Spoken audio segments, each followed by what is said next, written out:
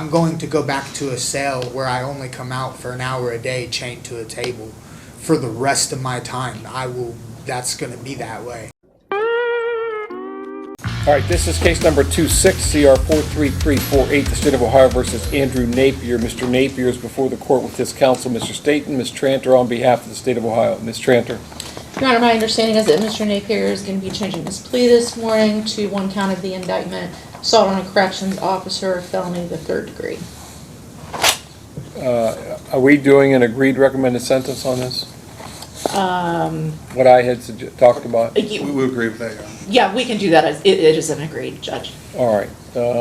You might. Mr. Staten, is that accurate? It is, Your Honor. Okay, so the agreed recommended sentence is that I'm going to sentence Mr. Napier to 18 months in prison to be served concurrent with his current sentence, which is going to add about 6 months or so. I'm not exact, but around 6 months onto his sentence. Do we agree that those are the numbers? It is, Your Honor. Yes, Your Honor. All right. Mr. Napier, how far did you go in school?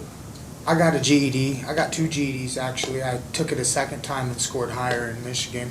Okay. Can you read and write? Yes, sir. Are you a citizen of the United States? Yes, sir. Has anyone promised you how the court would sentence you other than you've heard this discussion about the 18 months agreed recommended sentence? No, sir. I've not spoke to anybody about anything. Okay. Has anyone threatened you in any way to get you to plead guilty against your will? Nope. Are you No, satisfied sir. with the representation that Mr. Staten has provided you? Yes, I am. Are you currently under the influence of any drugs or alcohol? No. Do you take medication that interferes with your ability to understand what we're doing today? No, I'm coherent. Okay. Now I have in front of me a document called a change of plea. On the second page of this document, on the line marked defendant, there appears a signature. Did you sign this? Yes, sir. Did you read this and go over it with Mr. Staten? I didn't read it personally, but I did go over it briefly. Okay. Do you feel comfortable that you understand what it says? Yes. Okay. This document says you're entering a plea of guilty to one count of assault on a corrections officer as a felony of the 3rd degree that carries a maximum penalty of 36 months in prison and a maximum fine of $10,000. Do you understand the maximum penalty? Yes, Your Honor. You're also subject to a mandatory period of post-release control, which means upon your release on this charge, the adult parole authority is going to supervise you for up to 3 years, but not less than 1 year. If you violate those rules of supervision, the adult parole authority can return you to prison for up to 1/2 of this court's original sentence.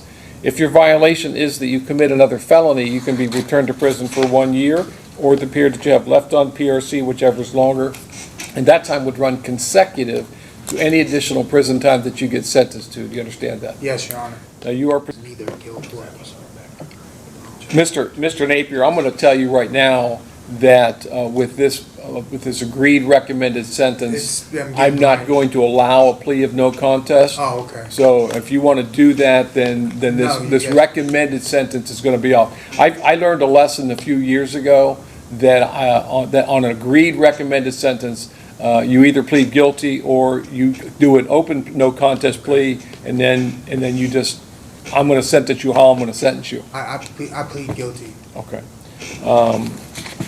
Ms. Tranter, statement of facts, please. Yes, Your Honor. On or about the 7th day of June, 2025, in Warren County, State of Ohio, defendant Andrew Napier did knowingly cause or attempt to cause physical harm to another.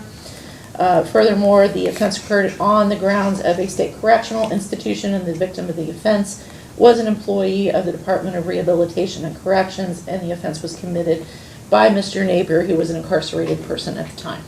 Mr. Staten, anything on those facts? No, Your Honor. Mr. Napier, did you hear the statement that she read? Yes. Do you admit and acknowledge that what she said is true? Yes. And again, you understand all the rights you're giving up by entering a plea of guilty? Yes. Can I just say one thing? Yes, sir. I understand that you don't have to prove intent, because I didn't intentionally cause harm to him. I didn't mean to. I grazed him. Well, in the okay, process of this. okay, but Okay.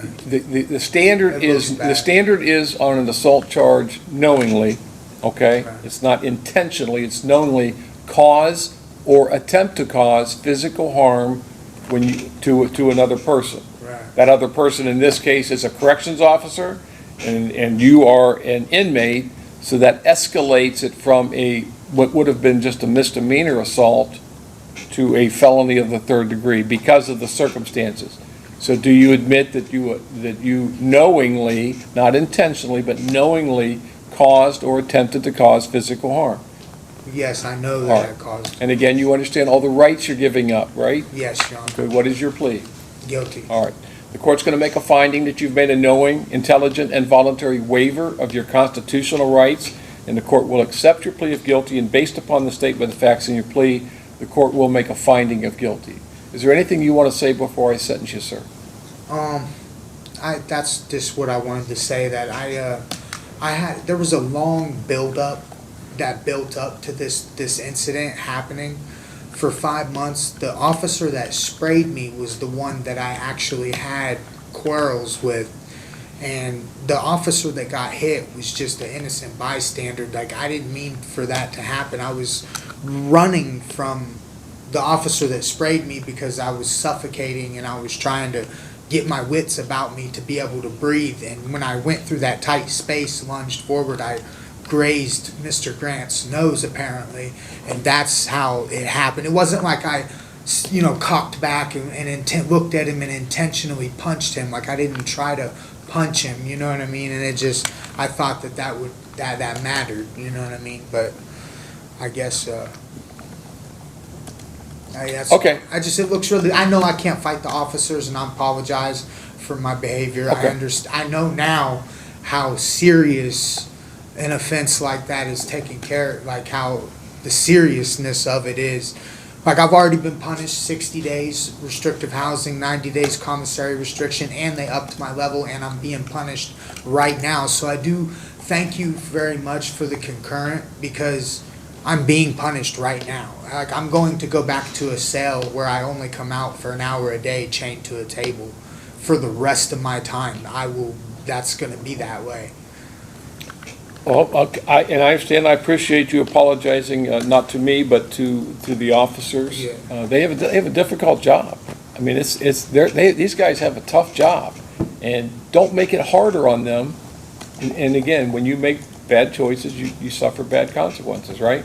Yeah. All right. The court has considered the statements made here today, the purposes and principles of sentencing, the relevant seriousness and recidivism factors.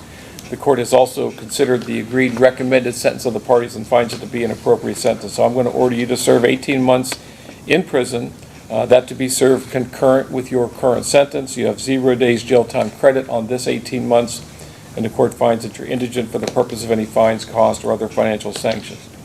Now, you're subject to this mandatory post-release control, which we spoke about a minute ago. Do you need me to go over that with you again? No. Okay. I understand. You do have a right to appeal the court's decision of your sentence to the 12th District Court of Appeals. If you want to appeal, you must file your notice within 30 days of today's date. If you can't afford to pay for the transcript or anything necessary for your appeal, including an attorney, that can all be provided to you at no cost. Ms. Tranter, is there anything else? No, sir. Mr. Staten? Nothing, Your Honor, thank you. Good luck to you, Mr. Napier. Yes, Your Honor.